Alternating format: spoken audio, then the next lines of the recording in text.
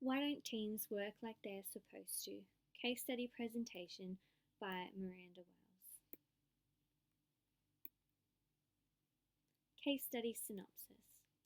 The case study, Why Don't Teams Work Like They're Supposed to, delves into the research and results of Harvard professor Richard Hackman. The idea of teamwork productivity is brought into question with other variables within the teamwork scenario identified as the key to success rather than the basic understanding of teamwork serving as a cure for all problems of business. Professor Hackman deduced that the team's success or failure corresponds to the quality of preparation and preliminary work completed by the team rather than the team itself simply being formed.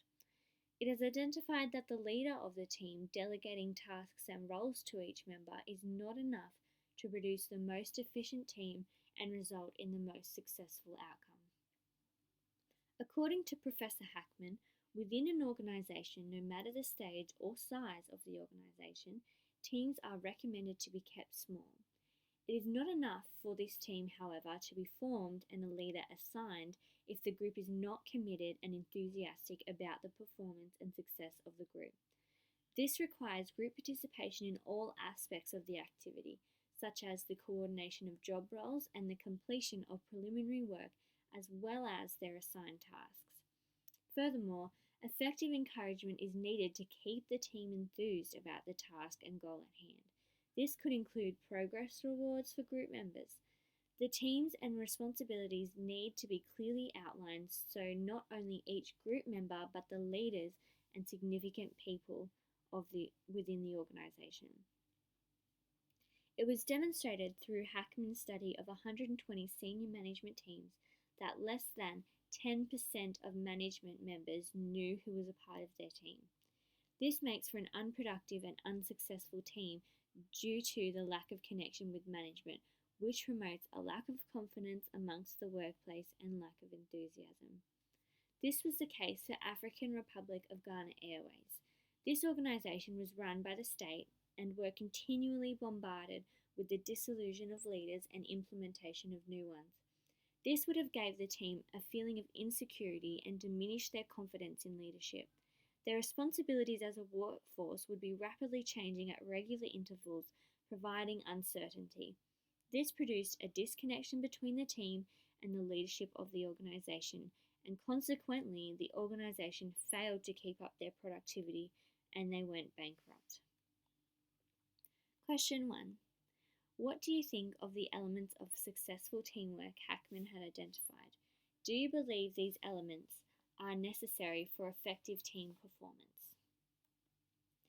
Throughout Hackman's study, elements of successful teamwork that Hackman identified include effective preliminary work, keeping groups small, enthusiastic leaders and connection with management, corrective motivation and clear outlines of job roles. Hackman has effectively summed up most elements that are needed for successful teamwork, with the key element of preliminary foundational work being most prominent. Almost all of these elements need to be achieved to reach maximum efficiency and success. The effective use of foundational work and materials is the most important part of successful outcomes for teams, and this gives the group the groundwork and allows every team member to gain an understanding and be on the same page moving forward in their goals. Keeping groups small can be beneficial, however, larger groups can be successful even though challenging at times. If all other elements of Hackman's successful teamwork guide are applied, success can be achieved. Continuing on, leaders need to be chosen thoughtfully as they are often the driving force of the team.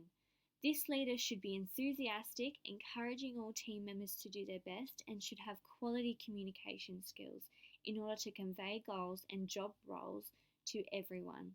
These leaders should be connecting with management about progress with management, in turn instilling confidence in leaders and their team members. So in this image, it shows 5 levels of an effective staff member and an effective leader. So level 1, a highly capable individual. This would be someone who is a staff member and hasn't shown the skills that they need to move into a management position. So they're a highly capable individual still. They make productive contributions through their basic talent, knowledge, skills, and good work habits. So not terrible, but still not at the level 5 of an executive leader. Contributing team member. So the individual contributes their capabilities to the achievement of the group objectives and work effectively with others in a group setting. So they're a good team player. Competent manager. They organise people and resources toward the effective and efficient pursuit of predetermined objectives. So this is a basic level manager that would just delegate jobs. An effective leader. This is getting up into where you would like to see a leader be in an organisation to achieve goals efficiently. They catalyse commitment to and vigorous pursuit of clear and compelling vision, stimulating higher performance and standards. So these people really encourage those that work under them and with them to achieve their best, and people want to do their best with an effective leader. Level 5, executive. So this person builds enduring greatness through a paradoxical blend of personal humility and professional will.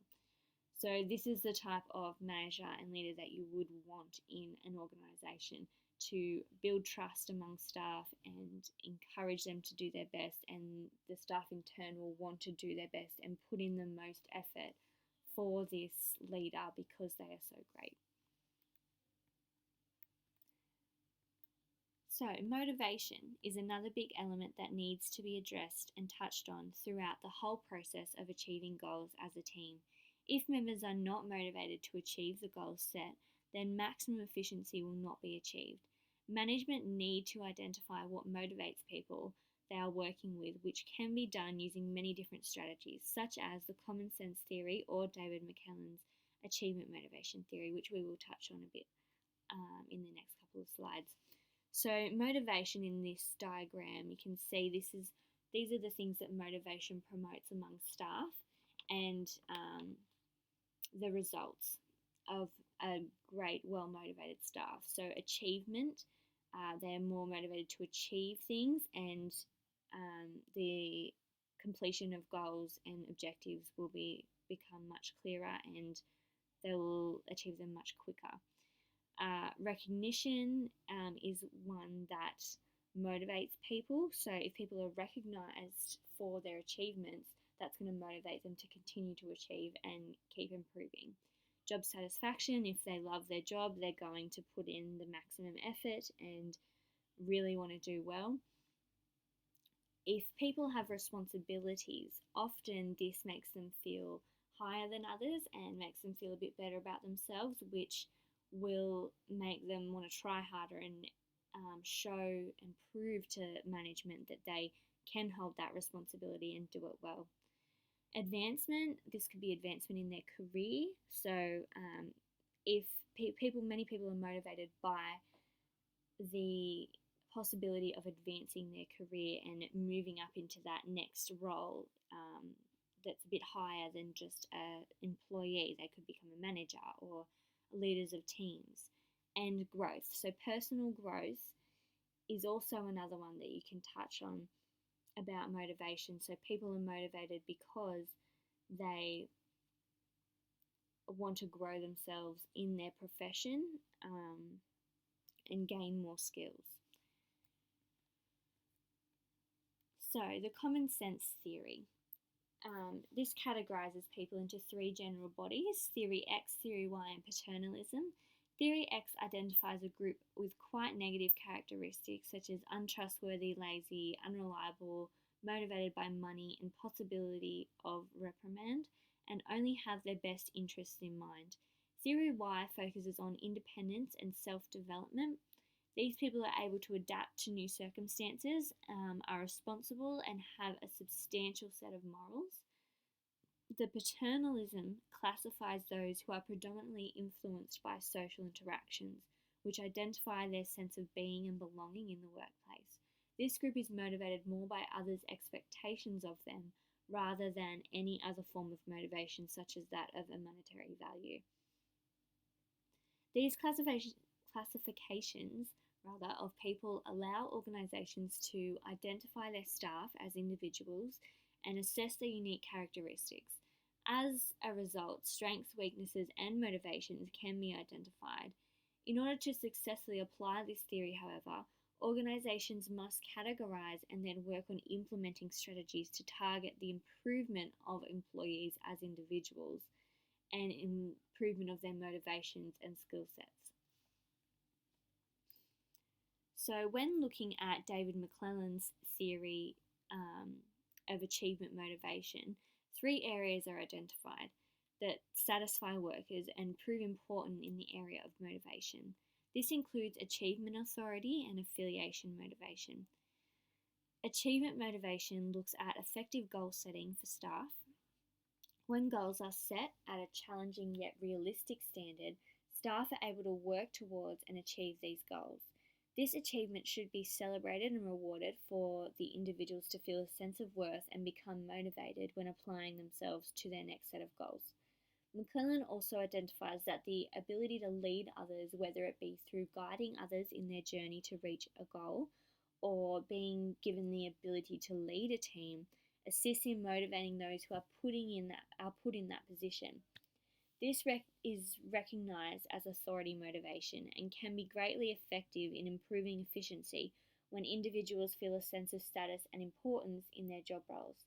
However, if this is taken to the extreme, this may have the opposite effect on fellow staff members and decrease morale among the cohort.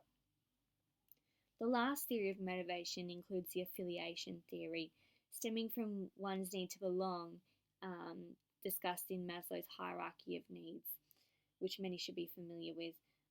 Affiliation motivation is the need to connect with those around them in the workplace on a sociable level and are constantly seeking out others for their approval and positive interactions. Positive morale amongst staff members and team working skills are where the strengths for this attribute lie. However, this can have its negative effects.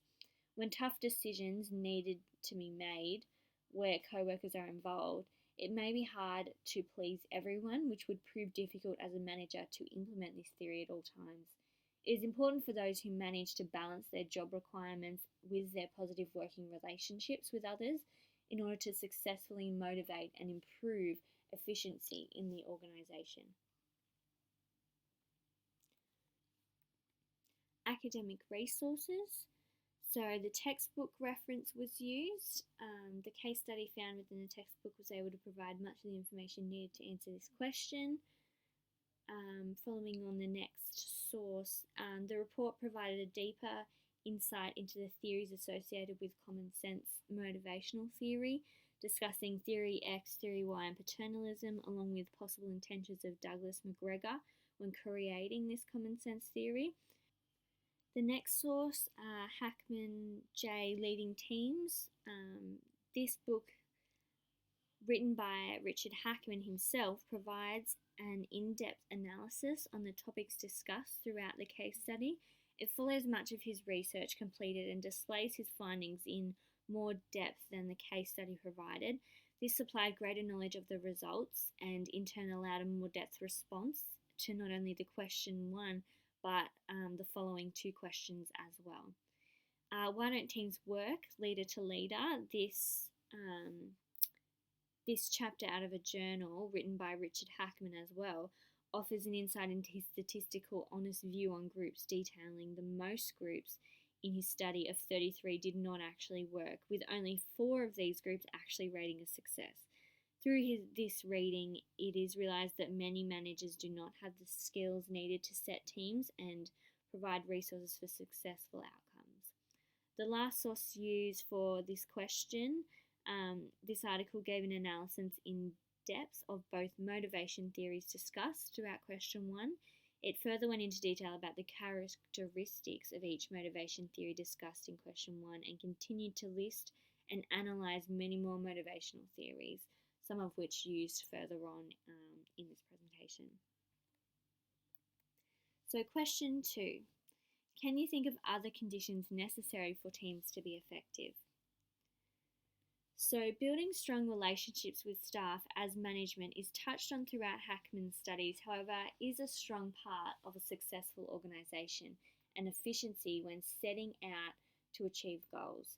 If staff have a strong positive relationship with management or leaders, they will be evidently more motivated and enthusiastic about goals set and achieving them to the best of their ability. In order to reach a standard or expectation set by management, this form of motivation is identified in the common sense theory as paternalism. So that's the need to connect with others on a social level.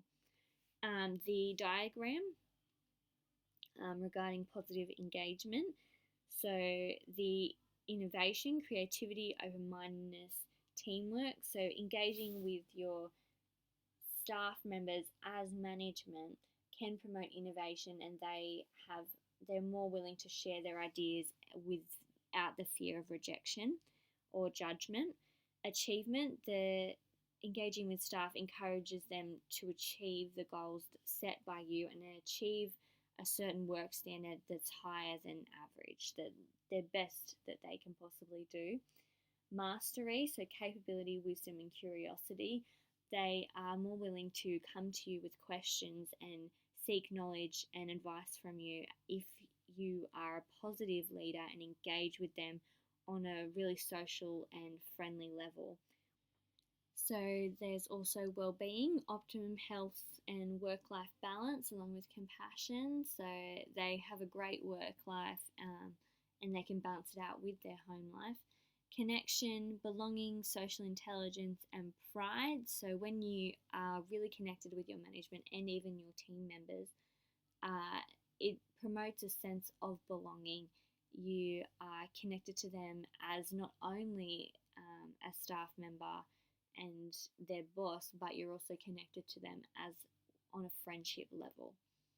Appreciation, so obviously if you appreciate your workers and provide enthusiasm to them as a team and a cohort, they will appreciate you back and they will put in the effort and put in the time to achieve goals set. So another condition necessary for teams to be effective include realistic timeframes and realistic goals. This closely relates to the goal-setting theory articulated by Dr. Edwin A. Locke, which we will refer to further on in the next slide. The four main components of this theory include creating challenging goals, creating specific goals, participation objectives, and knowing previous results. So the goal-setting theory articulated by Dr. Edwin A. Locke. So creating challenging goals. This leads to increased levels of performance as it requires people to push to meet the objectives or goals set. This therefore allows workers to give much more to their goals than they would have if they were set at an easily achievable standard. Creating specific goals lead to higher performance of staff members and greater efficiency as staff, knowing exactly the objective they need to achieve and the path to achieve them becomes much easier and straightforward. The goal-setting strategy of SMART, specific, measurable, attainable, realistic, and time-related, assists greatly when setting these goals. The participation objectives, the level of participation and enthusiasm is greatly increased through the use of these objectives and knowing the results of the last objectives. So when employees know what previous groups have achieved and even what they have not been able to achieve, this allows employees to have a set bar to reach and exceed. This can greatly motivate employees and ignites a competitive spirit. So this diagram goal setting theory is what was important to include, as it really summarizes in a visual form the important aspects of the goal setting theory set by Dr. Edwin Locke. So this includes employees in goal setting. So including the employees in goal setting gives them much more accountability. So they have helped set these goals, therefore they need to put in some effort and they'll be more motivated to put in effort to achieve them. Tying goals to your work unit, obviously they need to be relevant to the work that you're doing, not something completely unrelated. Specific goals, so this is related to the creating specific goals of the theory. So they need to be set and targeting something rather than a very broad term that people can take in lots of different ways. You need to make sure they understand specifically what you're trying to achieve and the steps in achieving them. Asking supervisors to set their goals. So supervisors, which can be a step down from the leader, or it could possibly be the leader of the team, they need to set goals that they need to achieve as well as other things that their group are aiming to achieve. Holding performance meetings is a great way to encourage everyone to increase their productivity, or really providing some feedback on how well they're doing or areas that they need to improve. This relates to ongoing feedback and coaching. The leaders and supervisors need to be constantly coaching and talking to their staff members, seeing if they're having trouble, and helping them and coaching them if they are struggling in achieving the goal. Ensuring focus on relevant areas, which is closely related to tying goals to the work unit. And aligning reward systems with results. So this comes into play with motivation as well. If your rewards are really great and really tailored to the individuals within the team, then they are going to be much more excited about achieving the goals and receiving that reward afterwards. This can be monetary, this could be enthusiasm. However, most are more motivated by money or prizes or a lunch out or something like that rather than a pat on the back. So challenging goals need to be set in order to push team members. However, if they are too complicated and difficult to reach, this will cause dissatisfaction in the workplace and success cannot be achieved. Similarly, if the objective is too broad, then the journey to attain this objective may become unclear, which could mean the desired result not being obtained. Outlining participation objectives will encourage staff to meet or exceed these guidelines set, and the identification of previous successful or unsuccessful attempts at similar objectives provides team with a set standard to reach and surpass. So academic resources used throughout this question. This diagram was able to demonstrate in detail the effects of positive interactions and connections between management and staff. It clearly demonstrated many great outcomes for this practice when implemented into an organisational environment. This source, Organisational Behaviour 1, Essential Theories of Motivation and Leadership. It was able to be used consistently throughout question 2, as it provided a vast amount of information concerning the goal-setting theory by Dr. Edward A. Locke.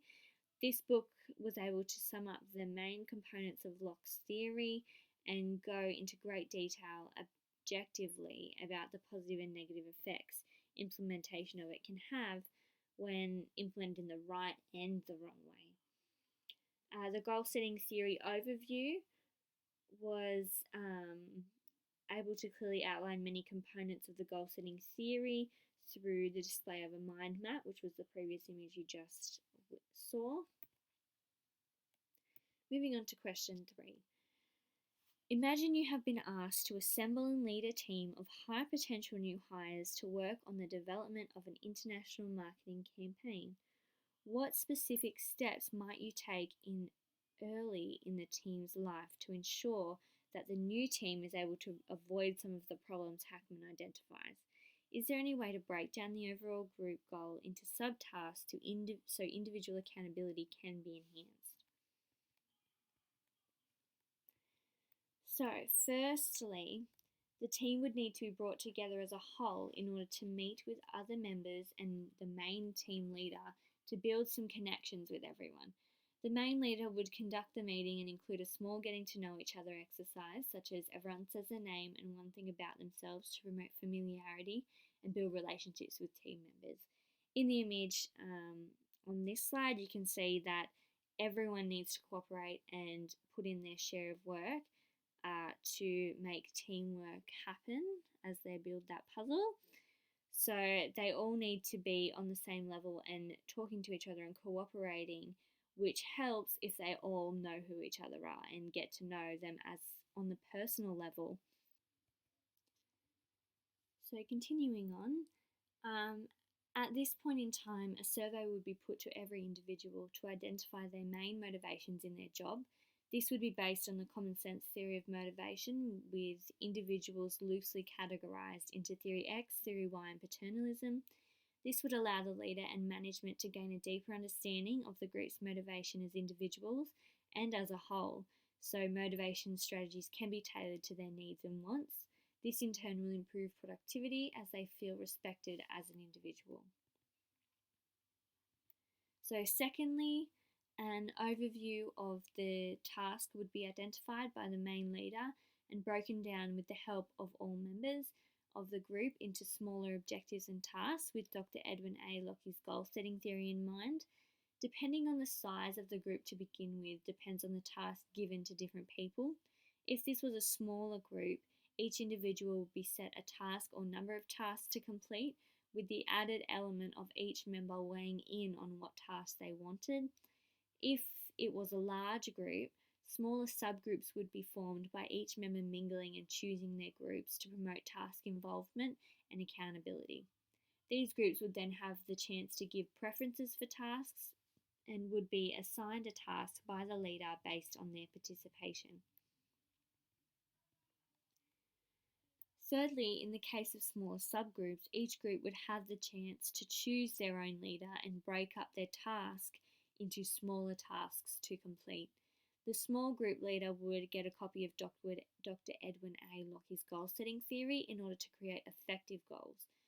They would then report back to the main leader to identify the tasks each person is completing and the time frame in which this would be done so that the main leader can sign off on this and send them to work. So lastly, I would include weekly check-ins, which would be made by the main leader with each individuals or small groups to ensure they are on task and to provide assistance and guidance if needed. Monthly meetings would be called with all groups present to go over the progress as a whole. Within this meeting, groups will voice their progress and voice any difficulties they have encountered. This can be worked through and solved at the meeting or with the leader talking through with the group individually at a later date. This monthly check-in will also give groups the opportunity to see how other groups are performing and gain motivation to do as good or exceed other groups' progress. So academic resources used. All of these resources have been discussed in question 1 and 2 and the case study synopsis. So really with question 3, it was about pulling all of the information that I had gathered in question 1, 2 and through the case study synopsis and putting it into practice to structure their response. In conclusion, teams are needed in many situations throughout a business. However, management needs to be aware of the many important elements needed to allow teams to reach their goal efficiently and successfully. This includes having a strong foundation to base your workings from that all group members have contributed to, instilling confidence as management into your teams, providing support and encouragement, along with clearly identifying the responsibilities of individuals and groups. This was made apparent through Professor Hackman's studies. Furthermore, other elements such as building strong relationships with staff, consistent motivation strategies, along with relevant and realistic goals are also essential in the productivity and success of a team. And finally, there is a summary of all of the references used in case anyone wants to go back and have a look at any that I have used. Thank you very much for listening.